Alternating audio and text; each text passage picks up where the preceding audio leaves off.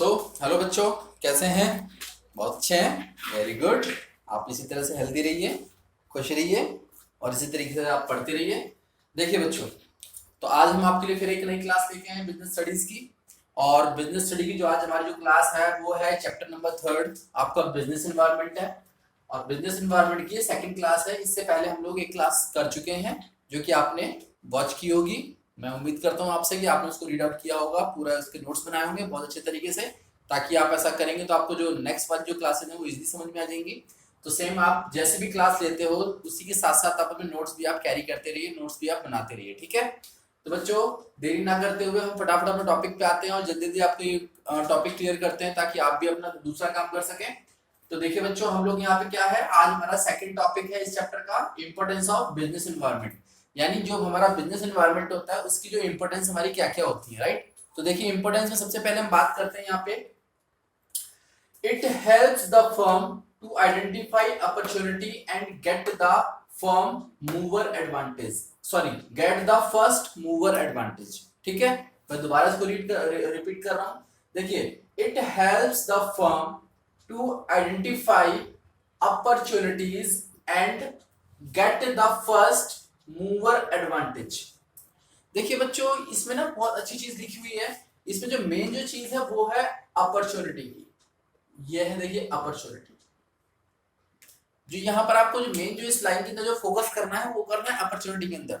देखिए, होता क्या है बच्चों कि जो बिजनेस एनवायरनमेंट होता है वो हमेशा किसी भी बिजनेस के लिए जो उसके टाइमली, यानी जो टाइम चल रहा होता है एट प्रेजेंट, तो उस टाइम पे उसको क्या बेस्ट अपॉर्चुनिटी अवेलेबल है मार्केट के अंदर, ये हमेशा बिजनेस एनवायरनमेंट उसको क्या, हमेशा उसको एक आइडेंटिफिकेशन देता रहता है, एक उसको ना जिसको बोलते हैं ना, रिंग करता रहता है उसको, बार बार उसको नोटिफिकेशन देता रहता है कि this is the time for the right work या राइट जॉब। तो अगर आपको कोई पर्टिकुलर काम करना है, कोई पर्टिकुलर काम करना है, तो उसको टाइम के अकॉर्डिंग ही करने में बेटर होता है। अगर आप उसका टाइम नहीं है और आप उस काम को कर रहे हैं तो नो डाउट आपको हमेशा नुकसान ही होगा, फायदा कभी नहीं होगा। तो हमेशा एक काम को करने के लिए एक राइट टाइम चाहिए होता है, और जो राइट टाइम है उसको हम क्या बोलते हैं, अपॉर्चुनिटी। तो एक जो बिजनेस एनवायरनमेंट होता है वो हमेशा एक अपॉर्चुनिटी क्रिएट करता है, और वो जो अपॉर्चुनिटी है वो हमेशा एक ऑनर को या जो बिजनेसमैन होता है उसके दिमाग में क्लिक करता है कि भाई ये राइट टाइम है इस पर्टिकुलर जॉब को करने के लिए।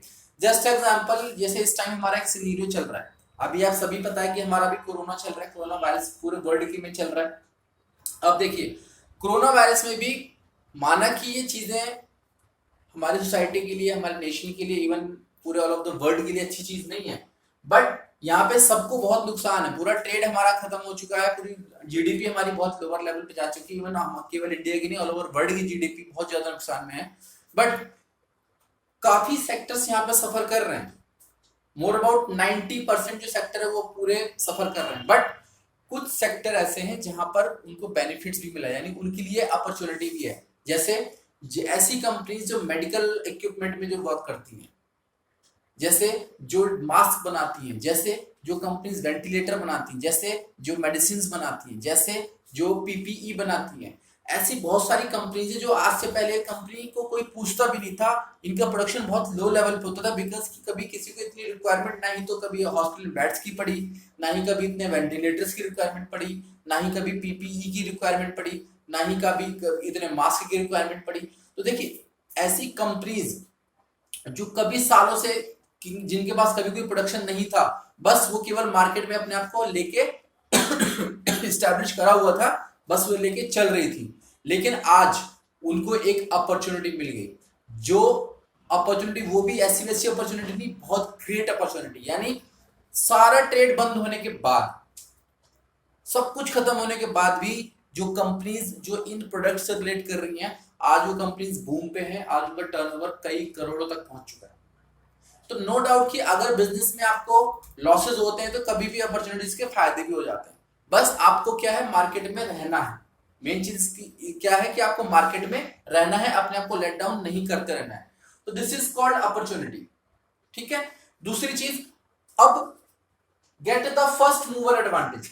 अब जो कंपनीज पहले से जो इस्टेब्लिश थी, जिन्होंने कम प्रोडक्शन करते हुए भी, कम सप्लाई करते हुए अपने आप को मार्केट में स्टेबल रखा, आज उनके लिए गोल्डन अपॉर्चुनिटी है, क्योंकि उनके पास सारे का सारा प्लांट तैयार है, सारा का सारा वर्किंग फोर्स तैयार है, उनके पास ह्यूमन रिसोर्सेज है, उनके पास मशीनरीज है, उनके पास रॉ मटेरियल है। बट अगर अभी कोई सोचे, कोई एंटरप्रेन्योर सोचे, कोई बिजनेसमैन सोचे कि नहीं यार मैं एकदम से कोई प्लांट ऐसा लगा दूं जहां पे मैं रातों रात वेंटिलेटर या फिर रातों रात मास्क या फिर रातों रात पीपी शीट मैं बनाना शुरू कर दूं, उसके लिए बहुत मुश्किल है, उसके लिए बहुत मुश्किल है। यानी जो यहाँ पर पहले से है उसके लिए बहुत ज्यादा एडवांटेज है और वो अपने आप को मार्केट में एक अच्छे लेवल पे स्टैब्लिश कर सकता है। आज आप देखिए, रीड आउट कीजिए, काफी सारे आर्टिकल्स पढ़िए, जो आपका न्यूज़पेपर आता है, इसमें इकोनॉमिक्स टाइम्स भी देखिए, जितनी भी कंपनीज जो कि मेडिकल इक्विपमेंट्स में डील करती हैं उनका टर्नओवर कितना बढ़ चुका है। तो this is the opportunity due to the corona virus only. ठीक है, तो देखिए ये भी एक अपॉर्चुनिटी। मैं ये नहीं कहता कोरोना वायरस अच्छा है, बट कहीं ना कहीं अगर कोई चीज बुरी होती है तो कुछ चीजों के लिए वो अच्छी भी होती है। यानी यहाँ पर उनको एक अपॉर्चुनिटी मिल गई, किस पॉइंट ऑफ व्यू से? बिजनेस पॉइंट ऑफ व्यू से, right. But social point of view से हमारे लिए बहुत क्रिटिकल कंडीशन है ये, और हमें जल्दी जल्दी से रिकवर करने की कोशिश कर रहे हैं हम लोग। ठीक है बच्चों, तो this is the, it helps a firm to identify opportunities and get the first mover advantage. ये हमारा फर्स्ट हो गया। सेकंड में देखिए, it helps the firm to identify threats and early warning signals. अब देखिए, जहां पर किसी भी कंपनी के लिए, किसी भी बिजनेस के लिए जो हमारा एक्सटर्नल एनवायरनमेंट है वो अपॉर्चुनिटी देता है, अपॉर्चुनिटी उनको रिंग करता है, अपॉर्चुनिटी नोटिफाई करवाता है, इसी तरीके से उनको थ्रेट्स भी नोटिफाई करवाता है कि भाई आने वाले थ्रेट्स भी आपके लिए तैयार हैं, तो आप उनके लिए भी रेडी हो जाएंगे। अब जैसे थ्रेट्स का मतलब क्या है? सपोज दैट कि अभी किसी ने सोचा कि भाई हमारा इंडिया के अंदर मान लो गारमेंट्स का काम है या फिर रिटेलिंग का काम है, एकदम से हमें न्यूज मिली, हमारे जो इंडियंस जो ऑर्गेनाइजेशन वाले हैं, जो बिजनेसमैन है, इनको एकदम से इंफॉर्मेशन मिली या गवर्नमेंट से मिली, या फिर इनको ऐसा लगा कि भाई एक अभी हो सकता है कि यहाँ पर एमएनसीज या फॉरेन सेक्टर भी हमारे कंट्री के अंदर आने वाला है, यानी फॉरेन इन्वेस्टमेंट भी, एफडीआई भी होने वाला है। तो यहाँ पर क्या, जो बाहर के जो प्लेयर है वो भी इंडिया के मार्केट में आएंगे। अगर बाहर के प्लेयर इंडिया की मार्केट में आएंगे तो नो डाउट ये इंडियन मार्केट के लिए, इंडियन मार्केट के लिए क्या है, वो एक थ्रेट है, क्योंकि अननेसेसरी कॉम्पिटिशन क्रिएट होगा। उस कंपटीशन से बचने के लिए अगर इंडियंस ने, जो यहाँ के जो प्रोड्यूसर, जो डोमेस्टिक प्रोड्यूसर, अगर इन्होंने अपने आप को इंप्रूव नहीं किया तो वो क्या हो जाएंगे, मार्केट में फेल हो जाएंगे। तो दिस इज द थ्रेट। तो इस थ्रेट से अर्ली सिग्नल, यानी हमें जो एक्सटर्नल एनवायरनमेंट है वो पहले से सिग्नल देता है कि भाई ये थ्रेट आपके पास आने वाला है, अगर आप अपने आप को बचाना चाहते हो तो प्लीज इससे आप अपने आप को कोप अप कीजिए, अपनी प्लानिंग्स को बनाइए, अपने कॉस्ट ऑफ प्रोडक्शन को कम कीजिए, अपनी स्ट्रेंथ बढ़ाइए, अपनी वर्कफोर्स को स्ट्रॉन्ग कीजिए, उसको और ट्रेन कीजिए। दूसरा, अपनी क्वालिटी ऑफ गुड्स को आप बढ़ाइए, क्वालिटी ऑफ प्रोडक्ट को आप इंप्रूव कीजिए। ये सारी चीजें, मशीनरीज आप अपडेट करवाइए, ये सारी चीजें आपको क्या करनी पड़ेगी, ध्यान देनी पड़ेगी if you want to compete the other firms, जो बाहर से जो फॉरेन सेक्टर से जो फर्म्स आ रही हैं। ठीक है, तो दिस इज द क्या, इसको हम बोलेंगे थ्रेड्स। ये है आपका आइडेंटिफाई थ्रेड्स। ठीक है बच्चों, अगर आपको याद हो, एक हमारा मैं इन्हीं से रिलेटेड एक बात कर रहा हूं, एक हमारा शॉर्ट एनालिसिस होता है, SWOT, यानी शॉर्ट एनालिसिस बोलते हैं इसको। S का मतलब होता है स्ट्रेंथ, W का मतलब होता है वीकनेस, O का मतलब होता है अपॉर्चुनिटी, और T का मतलब होता है थ्रेट्स। तो कहीं ना कहीं से जो शॉर्ट एनालिसिस है इसी को सिग्निफाई कर रहा है। तो आप इसमें अगर शॉर्ट एनालिसिस भी अगर आप लगाना चाहते तो भी लग जाएगा। शॉर्ट एनालिसिस का मतलब होता है स्ट्रेंथ, जो कि किसी भी कंपनी की अपनी स्ट्रेंथ होती है। मैं इससे थोड़ा सा अलग आपको बता रहा हूँ ताकि आपकी नॉलेज थोड़ा इनहेंस हो जाए। शॉर्ट का एस का मतलब होता है स्ट्रेंथ, जो कंपनीज को अपनी स्ट्रेंथ पता होनी चाहिए कि हमारा मेन जो स्ट्रेंथ क्या है, हम किस प्रोडक्ट को बहुत अच्छा बना सकते हैं जिसमें हमारी कॉस्ट ऑफ प्रोडक्शन कम हो सकती है, यानी किसी भी फर्म को अपनी स्ट्रेंथ का पता होना चाहिए। डब्ल्यू का मतलब वीकनेस, यानी उसको अपनी वीकनेस का पता भी होना चाहिए। सपोज करो कि मेरे को अकाउंट्स और बीएसटी बहुत अच्छा आता है, तो मुझे ये पता होना चाहिए कि मुझे मैथ्स नहीं आता। ठीक है ना, मुझे अपनी वीकनेस पता होना चाहिए कि भाई मैं अगर अकाउंट्स और बीएसटी अच्छी पढ़ा सकता हूँ, यानी मैं एज अ ट्यूटर में अच्छा ट्यूटर हूँ, अकाउंट्स और बीएसटी का टीचर अच्छा हूँ, बट मैं मैथ्स का टीचर अच्छा नहीं हूँ, तो मुझे मैथ्स में फोकस नहीं करना चाहिए बिकॉज वो मेरी वीकनेस है। तो हम वीकनेस को क्या करेंगे, छोड़ते हैं, और वीकनेस के ऊपर ज्यादा वर्क ना करते हुए उन्हें केवल साइड करते हैं, ताकि हम अपने वर्क किस पे करते हैं, स्ट्रेंथ पे, जो हमारी स्ट्रेंथ है। थर्ड हमारा आता है अपॉर्चुनिटी, यानी कि जैसे जो कि मैंने बताया कि हमें हमेशा टाइमली अपॉर्चुनिटी का वेट करना चाहिए, और जो भी अपॉर्चुनिटी उसको हमें क्या करना चाहिए, कैश करना चाहिए। और फोर्थ हमारा थ्रेड, यानी हमेशा थ्रेड से भी बचने के लिए तैयार रहना चाहिए, उसके अकॉर्डिंग हमें प्लानिंग करनी चाहिए। तो this is the short analysis, आप आगे भी पढ़ेंगे। देन थ्रेड हो गया हमारा। थर्ड हमारा आता है it helps in assisting the planning and policy formulation. देखिए अगर आपको आपकी अपॉर्चुनिटी पता है कि भाई हमें ये अपॉर्चुनिटी मिल रही है और इसमें हम अच्छा ग्रो कर सकते हैं, आपको ये भी पता है कि भाई ये हमारे थ्रेड्स हैं और इनसे हमें बाहर निकलना है, तो you have to be good planner. आपको एक अच्छा प्लानर बनना पड़ेगा।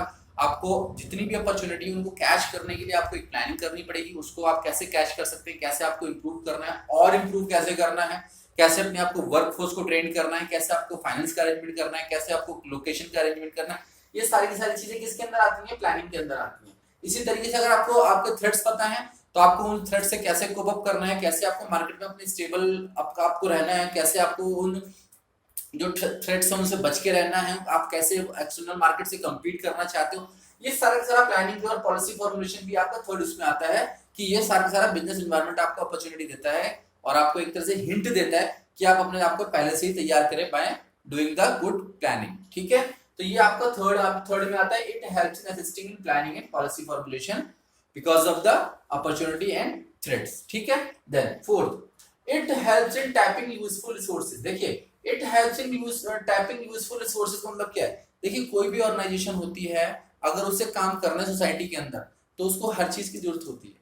तो ऐसा नहीं है कि वो अपने आप पे डिपेंडेंट है और किसी के ऊपर वो मतलब इंडिपेंडेंट है और वो किसी से हेल्प बिना लिए वो अपने आप को मार्केट में सर्वाइवल की उसमें कंडीशन में रख लेगी, नहीं, पॉसिबल ही नहीं है। किसी भी फर्म में किसी भी ऑर्गेनाइजेशन के लिए बहुत जरूरी होता है कि जितना आसपास का एनवायरनमेंट है, चाहे वो सोशल एनवायरनमेंट हो, चाहे वो इकोनॉमिक एनवायरनमेंट हो, चाहे वो लीगल एनवायरनमेंट हो, चाहे वो गवर्नमेंट इकोनॉमिक एनवायरनमेंट, चाहे पॉलिटिकल एनवायरनमेंट हो, उसको हर एक एनवायरनमेंट से क्या अटैच रहना पड़ता है। क्योंकि अगर उसे रिसोर्स की जरूरत पड़ेगी रॉ मटेरियल की, वो दूसरे पे डिपेंडेंट है, मे बी सोसाइटी से मिलता हो, मे बी फार्मिंग से मिलता हो, मे बी अदर इंडस्ट्रीज से मिलता हो, तो उसको वहां से डिपेंडेंट है। उसे अगर कोई भी नया रूल्स लाना है तो कहां से, वो गवर्नमेंट के ऊपर डिपेंडेंट है। उसे कोई फाइनेंस की प्रॉब्लम है तो वो फाइनेंशियल सेक्टर की यानी बैंकिंग के ऊपर डिपेंडेंट है। उसे अगर वर्क फोर्स चाहिए तो वो सोसाइटी के ऊपर डिपेंडेंट है, उसे वर्क फोर्स कहां से मिलेगी, सोसाइटी से मिलेगी। उसको अगर लैंड की जरूरत है तो भी वो सोसाइटी और गवर्नमेंट पे डिपेंडेंट है। तो उसको हर कहीं ना कहीं से उसको हर चीजें क्या मिलनी है, वो अदर एक्सटर्नल एनवायरनमेंट से ही मिलनी है। तो उसे क्या करना है, helps in typing useful resources, यानी अब जो हमारा एक्सटर्नल एनवायरनमेंट है उसको ये नॉलेज देता है कि आपको किस सेक्टर से यानी कहां से किस एनवायरनमेंट से क्या चीज ड्राइव करनी है। ठीक है, अगर आपको मैन पावर चाहिए तो आपको सोसाइटी किस लोकेशन से मैन पावर उठानी है, आपको किस टाइप की मैन पावर उठानी है, उसके एजुकेशन लेवल क्या होना चाहिए, उसका फिजिकल स्ट्रेंथ कितनी होनी चाहिए, उसकी मेंटल स्ट्रेंथ कितनी होनी चाहिए। रॉ मटेरियल अगर आपको उठाना है तो आपको कहां से रॉ मटेरियल सस्ता पड़ेगा, कहां से उसकी कॉस्ट ऑफ प्रोडक्शन कम पड़ेगी। तो ये सारी चीजें क्या है कि आपको जो रिसोर्सेज है वो टैपिंग करना है, यानी उसको ग्रैब करने के लिए भी आपको ये इजी मेथड प्रोवाइड करता है क्या हमारे बिजनेस जो एनवायरनमेंट होता है। तो this is your fourth, it helps in tapping useful resources. Because अगर आपकी टाइपिंग अच्छी नहीं होगी, यानी अगर आप अपने रिसोर्सेज को आप ग्रैब नहीं कर पाएंगे अच्छे तरीके से, तो आप मार्केट में आउटसाइडर्स को यानी सोसाइटी को आप अपना आउटपुट भी नहीं दे पाएंगे। बिकॉज अगर आप if you want to give the output to the society then you will have to need the input like raw material, like man power, like finance, like political support. ये सारी चीजें आपके inputs में भी आनी बहुत जरूरी है, तभी तो आप एक अच्छा आउटपुट दे पाएंगे। अगर आउटपुट नहीं दे पाएंगे तो फिर आपकी फर्म लॉन्ग टर्म तक सर्वाइव नहीं करेगी, वो शट डाउन हो जाएगी। ठीक है, तो आपको रिसोर्सेज का पता लगाना भी बहुत जरूरी है कि हमें कहां से किस टाइप के रिसोर्सेज अवेलेबल इजीली हो जाएगा। देन इसके बाद हमारा फिफ्थ आता है it helps in coping with rapid changes. देखिए रैपिड चेंजेस बहुत जरूरी है किसी भी फर्म के लिए। अगर वो रैपिड चेंजेस के लिए तैयार नहीं है यानी डायनामिक कंडीशंस के लिए तैयार नहीं है तो वो मार्केट में अपने आप को कोप अप नहीं कर सकती, मार्केट में अपने आप कम्पीट नहीं कर सकती। बिकॉज पता नहीं कब कौन सी गवर्नमेंट चेंज हो जाए, पता नहीं कब कौन सी फाइनेंशियल पॉलिसीज चेंज हो जाए, पता नहीं कब कौन सा मार्केट में ट्रेंड आ जाए। क्योंकि आजकल हर चीज एकदम अनसर्टेन है, कोई भी चीज सर्टेन नहीं है, कोई भी चीज फिक्स नहीं है। कब पता नहीं मार्केट में कि कस्टमर का टेस्ट कब चेंज हो जाए, टेक्नोलॉजी कब चेंज हो जाए, फाइनेंशियल पॉलिसी कब चेंज हो जाए, गवर्नमेंट की प्लानिंग कब चेंज हो जाए, आपके ऊपर कितने टैक्सेस और लग जाएं, आपके ऊपर कितने लीगल्स और लग जाएं, आपके पास कितने लाइसेंसिंग की फॉर्मेलिटीज और लग जाएं, कुछ नहीं पता किसी को। क्योंकि ये सारे का सारा क्या है, रैपिड चेंजेस हैं। तो आपको इन रैपिड चेंजेस से बचने के लिए भी, अपने आप को स्टेबल रखने के लिए भी, अपने आप को कोप अप रखने के लिए भी मार्केट में आपको हमेशा क्या रेडी रहना पड़ता है बिकॉज ऑफ बिजनेस एनवायरनमेंट। ये सारे इन्फॉर्मेशन कौन देता है आपको, बिजनेस एनवायरनमेंट से आपको कनेक्ट रहना पड़ता है। अगर आप बिजनेस एनवायरनमेंट से कनेक्ट नहीं रहेंगे तो आपको ये सारी इन्फॉर्मेशन टाइमली नहीं मिल पाएंगी, और अगर ये इन्फॉर्मेशन आपको टाइमली नहीं मिल पाएंगी तो आप अपने बिजनेस को कैरी नहीं कर सकते। राइट बच्चों, तो समझ में आ रहा है आपको। आपको फिफ्थ भी हो गया, sorry it helps in coping with the rapid changes, right. Then sixth हमारा it helps in improving performance, very good. जब आपको देखो रैपिड चेंजेस के बारे में पता चल गया, आपको थ्रेड के बारे में पता चल गया, आपको अपॉर्चुनिटी के बारे में पता चल गया, आपको टैपिंग रिसोर्सेज का पता चल गया, तो भैया बचा क्या, आपने मोस्ट ऑफ द चीजें कवर कर ली है, तो आपकी परफॉर्मेंस भी नो डाउट आपकी अच्छी ही रहेगी। जब आपने इन सब चीजों पर वर्क कर लिया है तो आपकी जो परफॉर्मेंस है इन पास्ट भी अच्छी रही होगी। अगर वो पास्ट में अच्छी नहीं रही तो अगर आपने इन चीजों को फॉलो कर लिया है तो इन फ्यूचर या एट प्रेजेंट आपकी परफॉर्मेंस अच्छी ही रहेगी, ठीक है। तो आपको बेसिकली बिजनेस एनवायरनमेंट में अगर आप इन सब चीजों को कवर करके चलते हैं, आप सब कुछ प्रॉपर तरीके से प्लानिंग करके चलते हैं, तो आपकी परफॉर्मेंस जो है बिजनेस की नो डाउट हमेशा